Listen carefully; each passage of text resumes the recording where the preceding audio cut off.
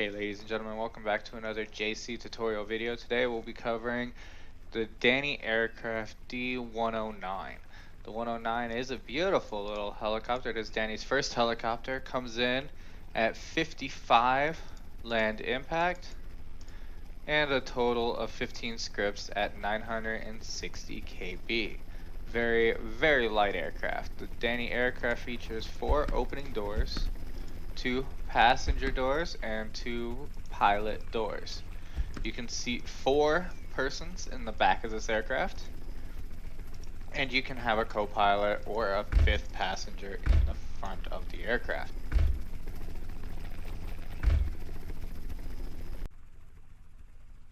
With this helicopter, you can click anywhere on the body to open the menu of the aircraft. This first button, Delete Scripts, will delete all scripts from this aircraft, making it a statue. This button is for the paint. You can click and load any of the preloaded paints that come with this helicopter. This is the physical button. You can click to turn physical on or off. With this aircraft, if you get out and no actions are taken, within 60 seconds the aircraft automatically goes non-physical. So now we're going to go ahead and board this aircraft and go through all the functions it has to offer. All you have to do is right click sit to board this aircraft as pilot.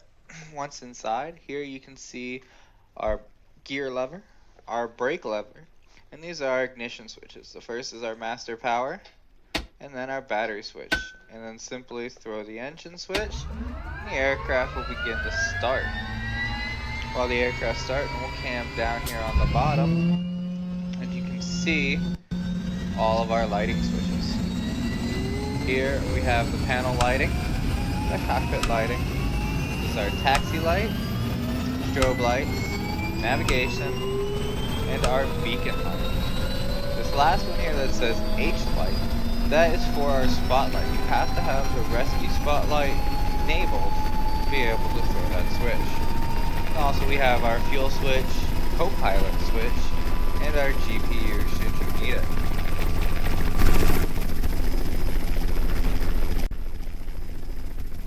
Now that we have the engine started, we're going to go ahead and cover some of our instruments here from the HUD. This first one is our battery gauge, how much battery life we have left.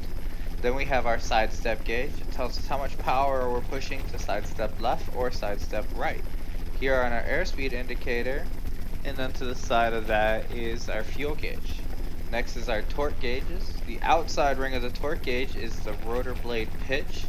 The inside is our collective power gauge. Then we have our vertical speed indicator. If it's up, you're climbing. If it's down, you are descending.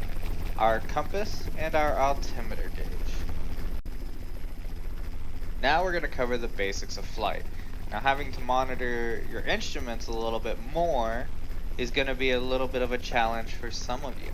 So what we're going to do here is we're first going to pick straight up. You'll see our little blue collective gauge come up. The more collective power we take in, the faster we go up. The more collective power you push out, the faster we go down. What you have to do is find that balance where your VSI is sitting about neutral. Once your VSI is about neutral, you're in a hover. Next, we're going to go ahead and cover our rotor indicator. So as we pitch our rotor blades forward, that red needle is going to go ahead and move up. We're going to go ahead and just make a U-turn here. The further up that goes, the faster we're going.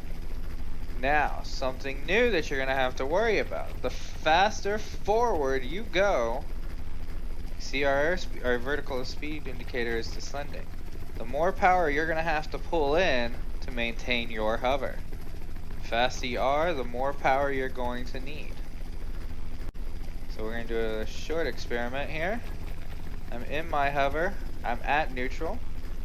We're going to turn and we're going to accelerate, and you'll see how we descend without changing our collective pitch.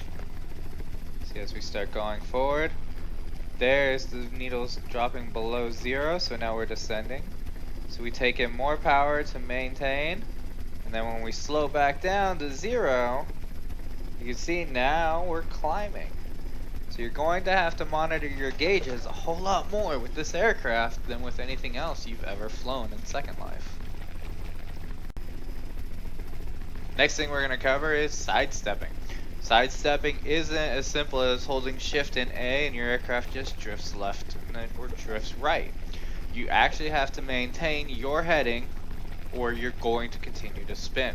So we're going to go ahead and shift to the left by holding shift. As you see, we start sliding to the left. If I don't correct my nose pitch, you'll see my nose just keeps coming around to the left. Now we're going to straighten up. Now we're going to go to the right. And this time I'm going to maintain my nose straight ahead. And that is the proper way to sidestep.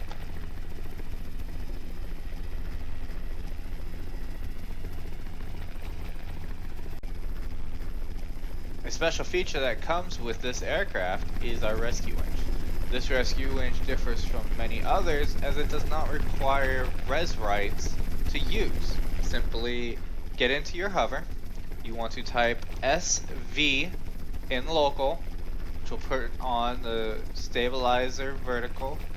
And then you're going to hold your left mouse button and C will lower the rescue winch. Once you get your winch down to the person that needs to be rescued, they simply need to left click it to sit, and then you can hold your left mouse button and E to bring the person back up. Now once the lift gets back up, it'll automatically deposit the rescued person into the aircraft where they simply can left click and sit to be rescued by the aircraft.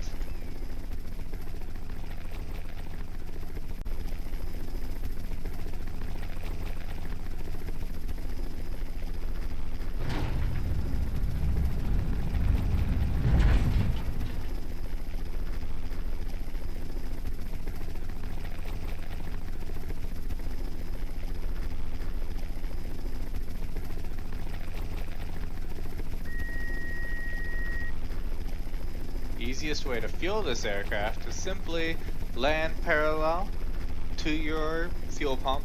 You'll hear the audible beep that you are in range. Shut down your engine and your main power. You will then proceed to click on the power button. You'll see the hoses attached to the aircraft.